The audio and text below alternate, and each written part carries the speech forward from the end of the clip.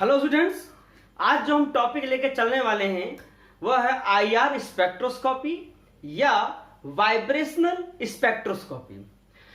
IR spectroscopy को infrared spectroscopy कहते हैं। ठीक है, इंजीनियरिंग केमिस्ट्री में आपके सिलेबस में, ठीक है, इसका एक इंट्रोडक्शन है। काफी डिटेल्स में इसको नहीं पढ़ना है, ठीक है, एक एलिमेंट्री आइडियाज है। तो यहां पर हम लोग ये देखेंगे कि जब मॉलिक्यूल्स आईआर रेडिएशन की एनर्जी को एब्जॉर्ब करेगा तो उस पर क्या इफेक्ट पड़ेगा। ठीक है, तो यहां पर हम देखते हैं कि वह मॉलिक्यूल वाइब्रेट करता है, यानी उसमें वाइब्रेशन शो होता है। ठीक है, इसीलिए उसको वाइब्रेशन आपके स्पेक्ट्रोस्कोपी कहते हैं। यानी कि यहां पे जो ट्रांजिशन होगा मॉलिक्यूल सॉरी यानी यहां जो ट्रांजिशन होगा मॉलिक्यूल का वह उसके वाइब्रेशनल एनर्जी लेवल में होगा। ठीक है, इलेक्ट्रॉनिक एनर्जी लेवल में नहीं होगा।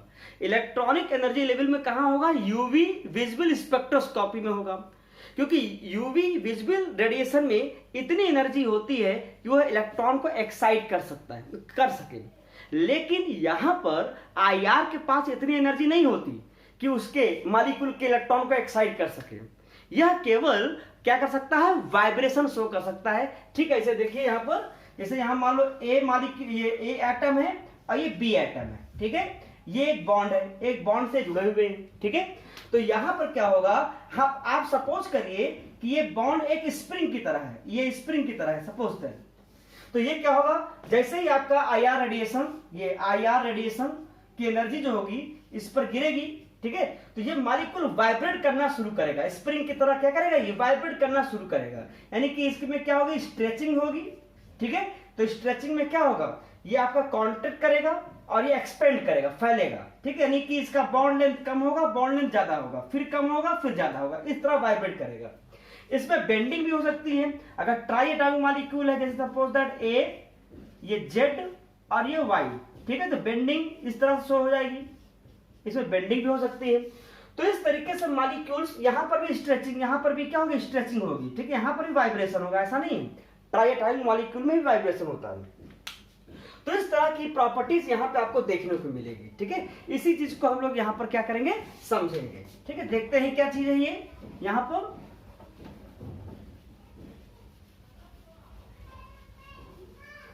देखिए, यहां पर लिखा हुआ है इंफ्रारेड स्पेक्ट्रोस्कोपी और वाइब्रेशनल स्पेक्ट्रोस्कोपी। ठीक है, तो ये क्या चीज है, क्या इससे हम लोग आइडेंटिफाई करेंगे? This techniques is used for detection of functional group in pure compounds and mixture. यानी कि जो भी कंपाउंड होगा उसमें किस टाइप का फंक्शनल ग्रुप प्रेजेंट है, हम इस टेक्निक से आइडेंटिफाई करेंगे। ठीक है, यहां पर next, it involves the transition between the vibrational energy level of a molecule on absorption of radiation falling in the spectral range of 650, ठीक है, 50 to 4000 सेंटीमीटर इनवर्स। ठीक है, इंफ्रारेड रीजन, यानी कि ये जो आपका 650 to 4000 सेंटीमीटर इनवर्स का ये जो आपका रेंज है, इसे हम कहेंगे इंफ्रारेड रीजन। ठीक है, तो यहां पर जो भी हम आईआर का जो भी रेंज लेके चलेंगे, हम लोग यहां पर वेव नंबर में लेके चलेंगे। ठीक है, सेंटीमीटर इनवर्स में लेके चलेंगे। यहां देखो लिखा हुआ है IR spectroscopy is measured in wave number. ठीक है, तो वेव नंबर क्या होता है? It is reciprocal of wavelength. ठीक है, तो वेवलेंथ बढ़ेगा, ठीक है, तो वेव नंबर क्या होगा, घटेगा। ठीक है, तो इस तरह से यहाँ पे लेके चलेंगे इसकी यूनिट, यहाँ पर सेंटीमीटर इनवर्स में। तो इसके पीछे कोई रीजन नहीं है, बस आईआर का जो भी कैलकुलेशन हम करेंगे वह वेव नंबर में ही करेंगे। देखिए, आईआर स्पेक्ट्रा जो हमें मिलेगा, ठीक है, उसका क्या रीजन, वो किस रीजन में मिलेगा आपको? देखिए, IR spectra are commonly divided into following 3 region. तो उसको 3 रीजन में हम लोग क्या करते हैं, डिवाइड करते हैं। एक होता है नियर आईआर रीजन, ठीक है, ये आपका होता है 12,500 centimetre inverse to 4000 centimetre inverse. Middle IR region, ये होता है 4000 centimetre inverse to 667 centimetre inverse, या 650 भी कह सकते हैं आप। ठीक है, यानी कि 50 और 100 जो आपका है सेंटीमीटर इनवर्स, वो प्लस माइनस हो सकता है। ठीक है, तो यहाँ जो मिडिल IR रीजन है यही जो होता है आपका वहां पर एब्जॉर्ब होते हैं और यही उसी का ही यहाँ पर क्या होता है IR स्पेक्ट्रा मिलता है। ठीक है, तो इसको हम दो कैटेगरी में डिवाइड करते हैं। एक होता है फंक्शनल ग्रुप रीजन। तो फंक्शनल ग्रुप रीजन में क्या रेंज मिलेगा, तो इसमें मिलेगा 4000 centimetre inverse to 1300 centimetre inverse. ठीक है, यानी इस रेंज के आपके रेडिएशन को ये क्या करेंगे, एब्जॉर्ब करेंगे। तो फंक्शनल ग्रुप का क्या होगा, यहाँ पर उसके प्रेजेंट हम यहाँ पे देखते हैं, मॉलिक्यूलर में देखते हैं। नेक्स्ट है फिंगरप्रिंट रीजन। फिंगरप्रिंट रीजन कितना होता है, यहाँ पर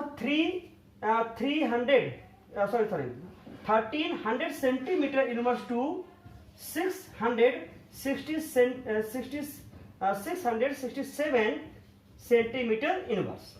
ठीक है, फिंगरप्रिंट रीजन यहां पे क्या बताएगा, देखिए होता क्या है कि फंक्शनल ग्रुप रीजन में हमें फंक्शनल ग्रुप तो पता चल जाता है, लेकिन वह फंक्शनल ग्रुप किस मॉलिक्यूल्स में है, एक पर्टिकुलर किस मॉलिक्यूल में है, ये नहीं पता चलता क्योंकि मिक्सअप हो जाता है। जैसे मान लो कि OH है, हाइड्रोक्सी ग्रुप।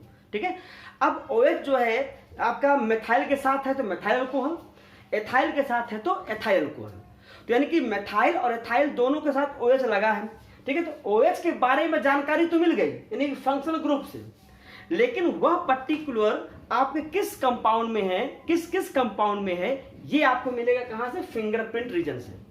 जैसे हम आपका फिंगरप्रिंट होता ही नहीं होता, तो फिंगरप्रिंट का मतलब क्या है कि हर मतलब किसी भी दो व्यक्ति का एक फिंगरप्रिंट नहीं हो सकता, यानी सबका फिंगरप्रिंट क्या होगा, अलग होगा। आपका अलग होगा, मेरा अलग होगा, सबका अलग होगा। ठीक है, वैसे ही मॉलिक्यूल्स का भी फिंगरप्रिंट लेके चलते हैं। जैसे मान लो आपने फंक्शनल ग्रुप आइडेंटिफाई किया OH, अब वो मेथाइल का है कि एथाइल का है, ये हमें कौन बताएगा, फिंगरप्रिंट रीजन। क्योंकि मेथाइल अल्कोहल और एथाइल अल्कोहल दोनों की प्रॉपर्टीज क्या होती है, अलग होती है, तो दोनों का फिंगरप्रिंट क्या होगा, अलग होगा। तो कौन बताएगा, ये किस रेंज में बताएगा, ये फिंगरप्रिंट रीजन में। तो फिंगरप्रिंट रीजन से हमें यहाँ जो मॉलिक्यूल का मिक्सचर होता है उसको मतलब कि आइडेंटिफाई करने में या उसको सेपरेट करने में क्या मिलती है, हेल्प मिलती है। ठीक है, नेक्स्ट है फार IR रीजन।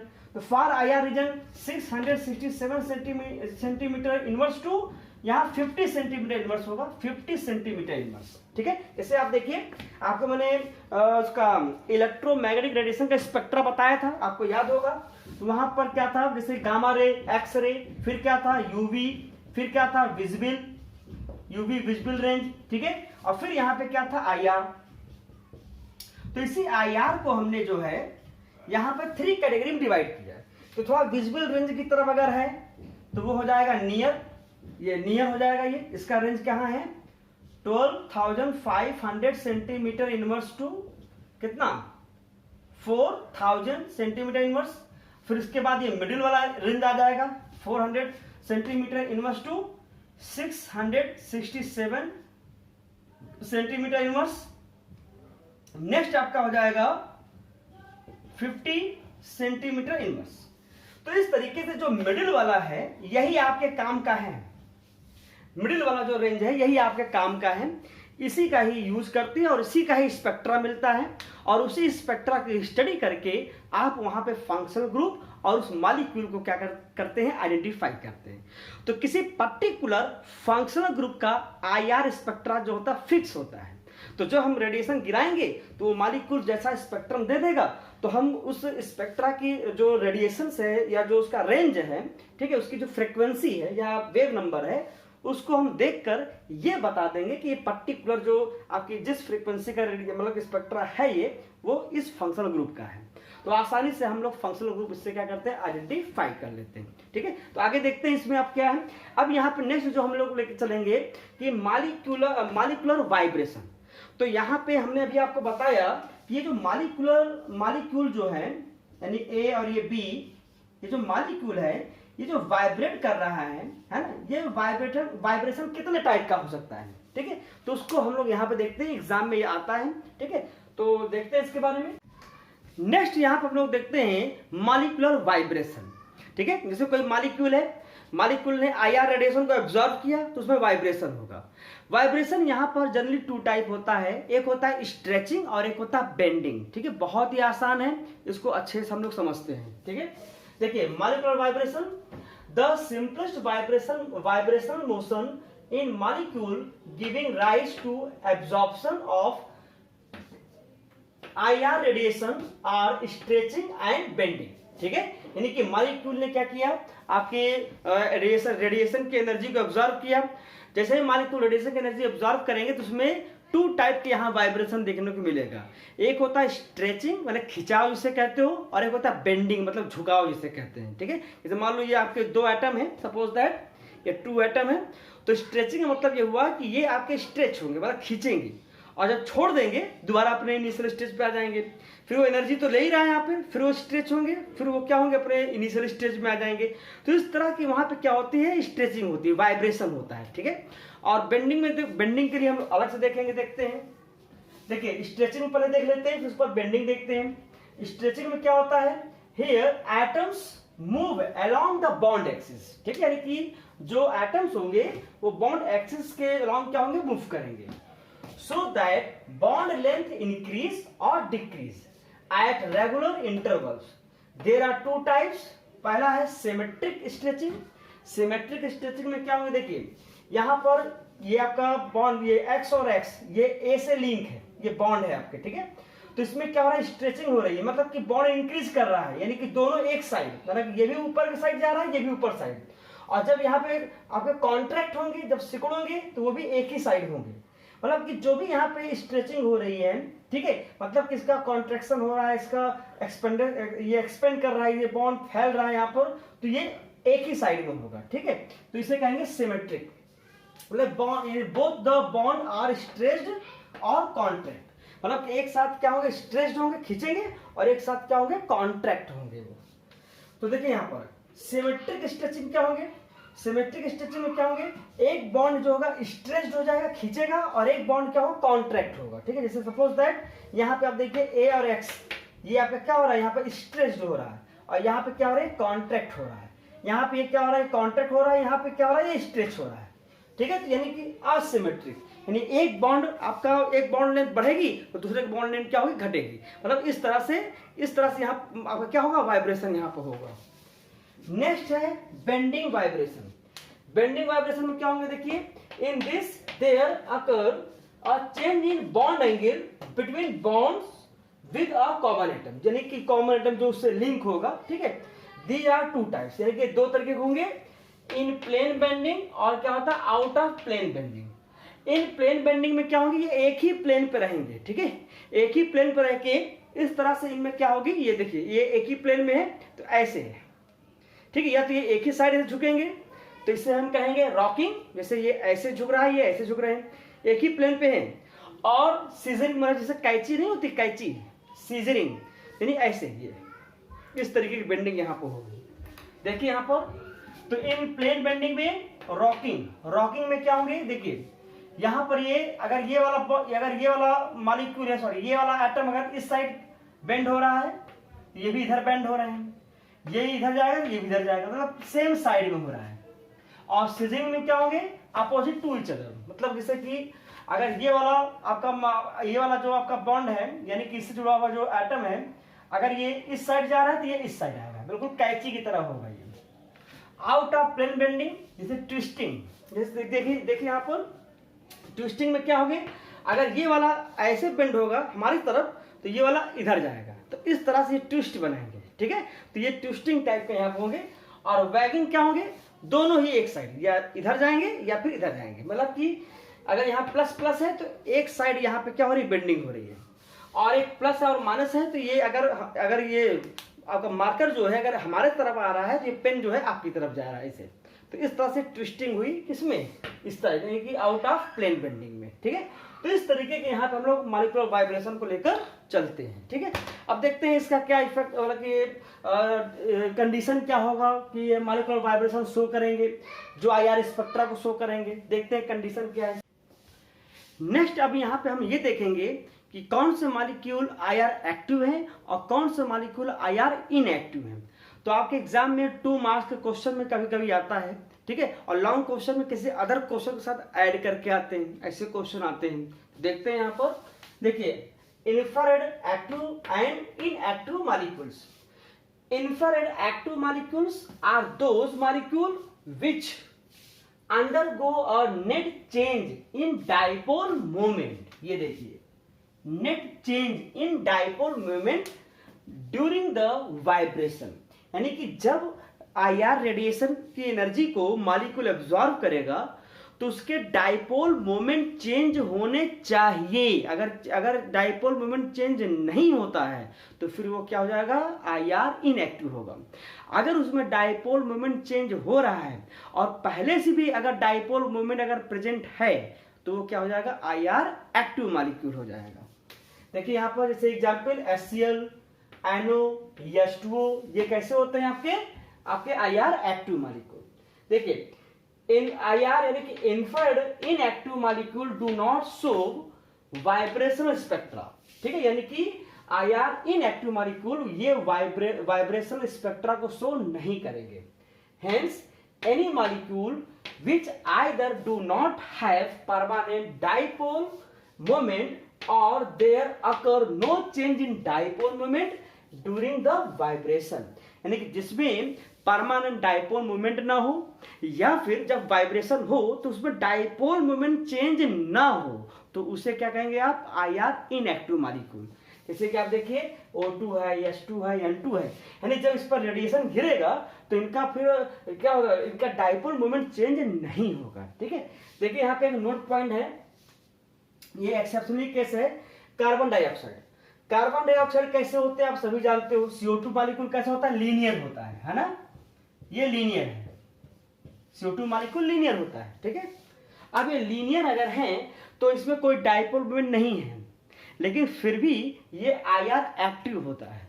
तो CO2 मॉलिक्यूल में कोई डाइपोल मोमेंट ना होते हुए भी वो आईआर एक्टिव कैसे हुआ, क्योंकि जब इस पर रेडिएशन गिरेगा, जब इस पर आईआर रेडिएशन को गिराएंगे तो इसमें आईआर रेडिएशन की एनर्जी को एब्जॉर्ब करने के बाद इसके अंदर डाइपोल मोमेंट क्या होता है, चेंज होता है। इसी वजह से क्या है, आईआर एक्टिव है। देखिए कैसे होता है, यहाँ पर CO2 molecule do not have permanent dipole moment, but some of their vibrational modes are accompanied by change in dipole moment and hence lead to the generation of IR spectra।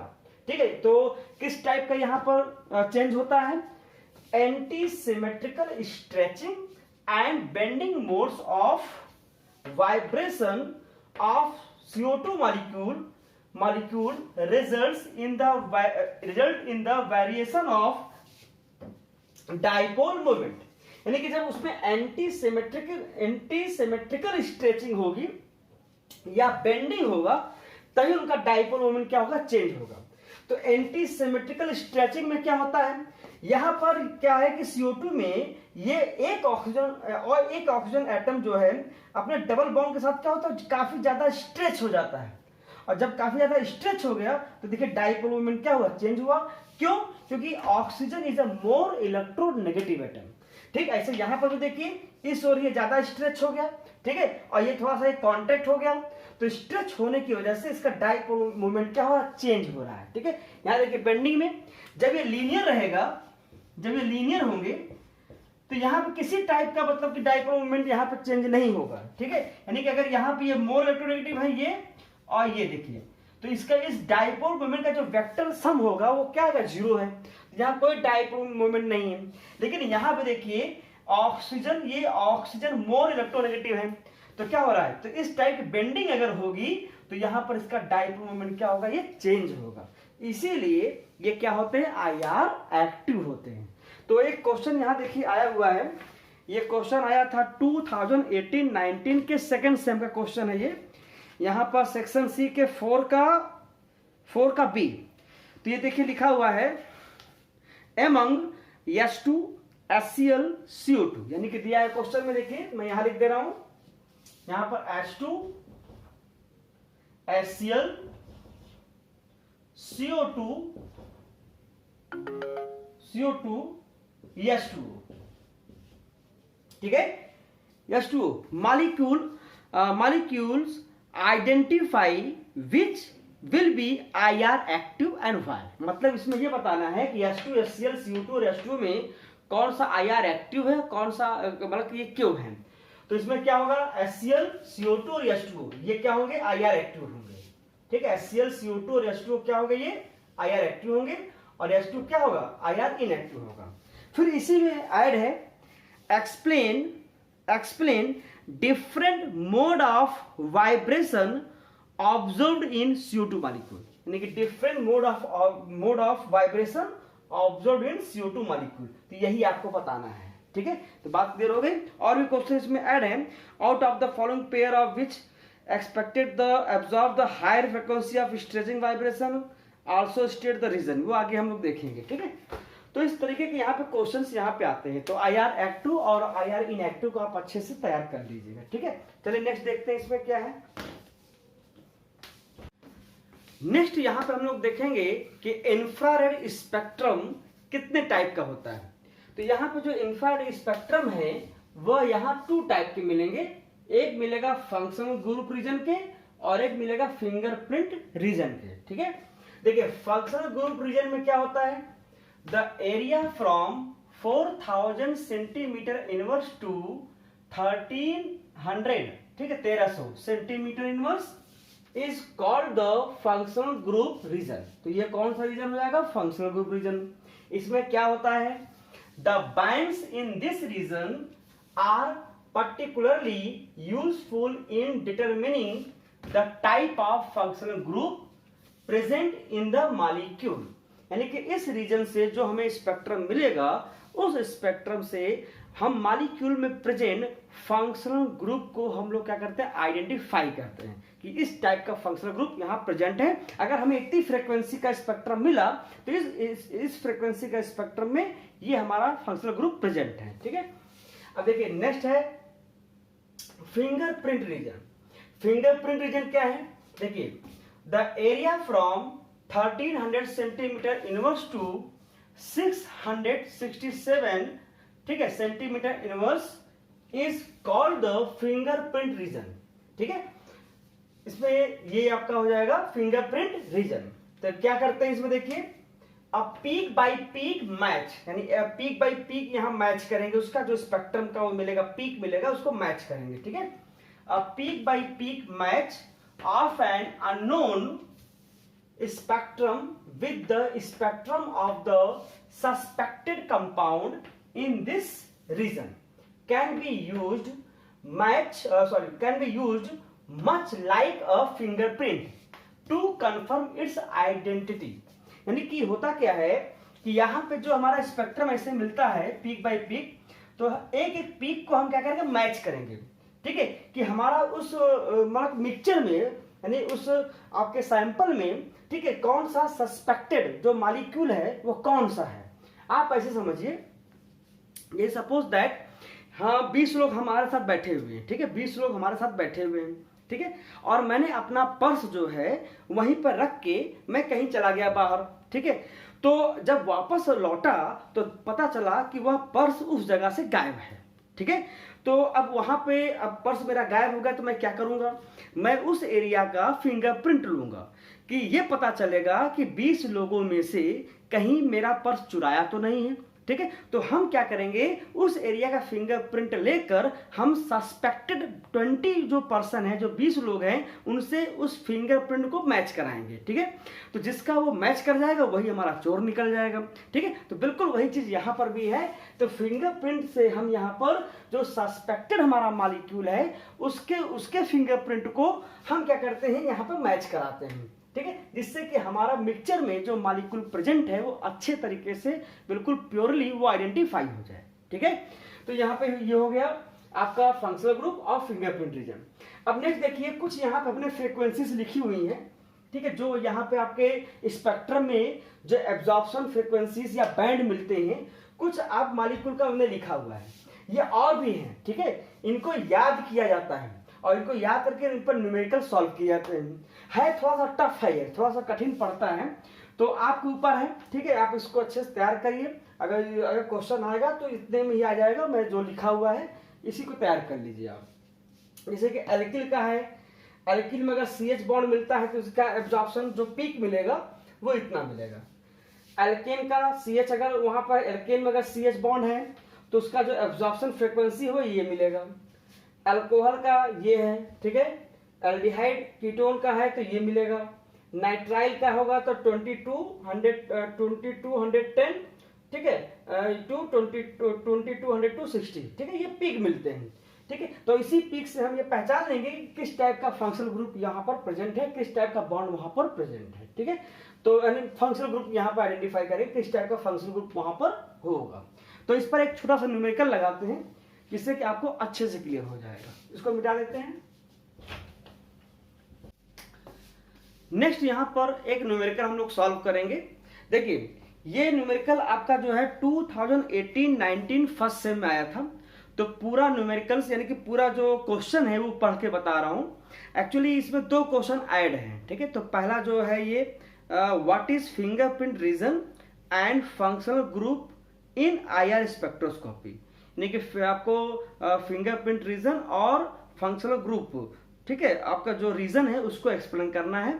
उसके बाद यहाँ पे एक क्वेश्चन है जो लिखा हुआ है, ठीक है। तो जो यहाँ पेपर में क्वेश्चन था उसमें जो फ्रीक्वेंसी दी हुई थी वहां तो यहाँ था क्वेश्चन में 1650 सेंटीमीटर इनवर्स। तो जो बाद में करेक्शन हुआ था ये, तो ये आया था 2950। बस यही डिफरेंस है बस, ठीक है। एक क्वेश्चन क्या है यहाँ पर क्वेश्चन क्या है, 2 isomers A and B of the molecular formula C3H6O, ठीक है, गिव्स IR एब्जॉर्प्शन एट 2950 यानी कि 2950 centimetre inverse and 1710 centimetre inverse यानी कि 1710 centimetre inverse respectively. Assign structural formula to A and B isomers, ठीक है। यानी कि आपको यहाँ पर ये मॉलिक्यूलर फार्मूला दिया हुआ है और ये एब्जॉर्प्शन क्या दिया है, फ्रीक्वेंसी दिया हुआ है। तो यहाँ पे आप देख लीजिए इसका आंसर जैसे निकालेंगे तो 2950 अगर यहाँ फ्रीक्वेंसी मिल रही है, ठीक है, ये एब्जॉर्प्शन फ्रीक्वेंसी अगर यहाँ मिल रही है तो ये हमारे इलेक्ट्रिक को यानी कि कार्बन हाइड्रोजन बॉन्ड किसके लिए, इलेक्ट्रिक ग्रुप के लिए रिप्रेजेंट करेंगे, ठीक है। और यहाँ जो 1710 सेंटीमीटर इनवर्स यहाँ पे जो दिखा रहा है ये हमारा CO ग्रुप को रिप्रेजेंट करेंगे, किसके लिए, कीटोन के लिए, ठीक है, एल्डिहाइड के लिए, ठीक है। यानी कि आपको एल्किल ग्रुप, कार्बन हाइड्रोजन और ये कीटोन और एल्डिहाइड यानी कि C डबल बॉन्ड O ये है। तो अब ये इसके मतलब ये मॉलिक्यूलर फार्मूला देखो दिया हुआ है, C3H6O दिया हुआ है। इससे आपको मतलब कि इस फ्रीक्वेंसी के जो अभी दिए हैं रिजल्ट दिए हुए हैं, इससे आपको स्ट्रक्चर फार्मूला क्या बनाना है, नहीं स्ट्रक्चर फार्मूला आपको बनाना है। तो कैसे बनाएंगे, देखिए आपके एल्किल ग्रुप 3 कार्बन होंगे, 1 2 3, क्लियर, एक CO होगा यहाँ पर और बाकी एल्किल ग्रुप मतलब कि CH3, ये CH3, तो एक ये बन गया और इसी का आइसोमर बना दीजिए, CH3 CH2 C double bond OH। देखिए ये एल्किल ग्रुप है, कौन सा ग्रुप है ये, एल्किल ग्रुप। और यहाँ पर CO ग्रुप हो गया, तो ये हो गया B। तो इस तरीके के यहाँ पर फ्रीक्वेंसी दिए रहेंगे, आपको स्ट्रक्चर फॉर्मूला यहाँ पर बनाने होंगे, ठीक है। तो ये तो हो गया पूरा ये। अब इसके बाद देखो एप्लीकेशन ऑफ IR स्पेक्ट्रोस्कोपी, ठीक है। देखिए एप्लीकेशन की बात करें तो बिल्कुल यूवी स्पेक्ट्रोस्कोपी की तरह इसके भी एप्लीकेशंस होते हैं। यहां पर भी क्या है कि क्वांटिटेटिव एनालिसिस से इसकी स्टडी करते हैं, ठीक है। और यहां पर क्या है, क्वालिटेटिव एनालिसिस में इसकी करते हैं, ठीक है। यहाँ पे डिटर्मिनेशन ऑफ प्योरिटी यानी कि जो हमारा मिक्सचर दिया हुआ है कंपाउंड में उसमें प्योर आपको कौन सा होगा इसको हम इससे डिटरमिन कर सकते हैं, ठीक है। ऐसे ही in the study of reaction kinetics में इसकी स्टडी कर सकते हैं। तो मतलब इसके IR स्पेक्ट्रोस्कोपी के भी एप्लीकेशन यहाँ बहुत है। तो इस तरीके से जो यूवी स्पेक्ट्रोस्कोपी से जैसे हम लोग उसको डिटरमिन करते थे आपको क्वालिटेटिव क्वांटिटेटिव, ठीक है, केमिकल काइनेटिक्स में यहाँ पर प्योरिटी टेस्ट करते हैं, भाई जो मिक्सचर दिया है वो कंपाउंड कितना मतलब कितना प्योर वो कंपाउंड वहाँ प्रेजेंट है। तो इस तरीके से आपका पूरा यहाँ पर एप्लीकेशन है। इसका मैं स्टडी मटेरियल आपको मैं दे दूंगा, तो वहाँ पे आपको सब कुछ लिखा हुआ मिल जाएगा। तो इस तरीके से IR स्पेक्ट्रोस्कोपी यहाँ पे पूरा हुआ। कोई भी दिक्कत हो आप हमसे मतलब कि बताइएगा, कमेंट करिएगा, मैं आपकी पूरी प्रॉब्लम सॉल्व करूंगा। Okay, thank you.